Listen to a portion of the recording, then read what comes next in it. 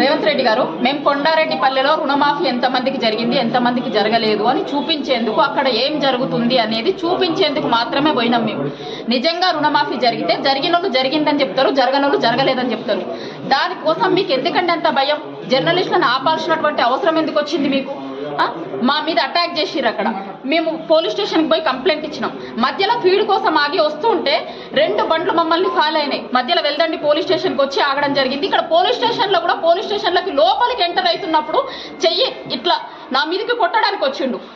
మేము మిమ్మల్ని ఒక్కటే అడుగుతున్నాం, రేవంత్ రెడ్డి గారు, మీ ఆడబిడ్డని, మీ ఇంట్లో నీ బిడ్డని, నా బిడ్డకి పెళ్లి టైంకి నన్ను లోపల పెట్టిరు, పోలీస్ స్టేషన్ లేచిరు, జైలు వేసిరు అన్నారు కదా. మీ బిడ్డ ఏజ్ ఉన్న పిల్లలమే కదా, మేమిద్దరం కూడా మీ బిడ్డ ఏజ్ ఉన్న ఆడబిడ్డలమే కదా. ఆడబిడ్డలకు ఇదా మీరు ఇచ్చేది? మీ ఇంటి ఆడబిడ్డకు ఒక రూలు, బయట ఆడబిడ్డలకు ఒక రూలా? మీరు రాష్ట్రం మొత్తంకి సీఎం కదా, మీరు రాష్ట్రానికి సీఎం కదా. ఆడపిల్లల్ని కాపాడాల్సినటువంటి బాధ్యత మీ మీద ఉంది కదా. ఆడపిల్లల మీద హైదరాబాద్ లోనేమో ఎక్కడ పడితే అక్కడ దాడులు జరుగుతాయి, తెలంగాణ మొత్తం ఎక్కడ పడితే అక్కడ దాడులు చేస్తాము, ప్రశ్నించినటువంటి జర్నలిస్టుల మీద కూడా దాడులు చేస్తామనా? మీ బిడ్డకు ఒక రూలు, వేరే ఆడబిడ్డలకు ఒక రూలా? మేము కూడా తెలంగాణ ఆడబిడ్డలమే కదా.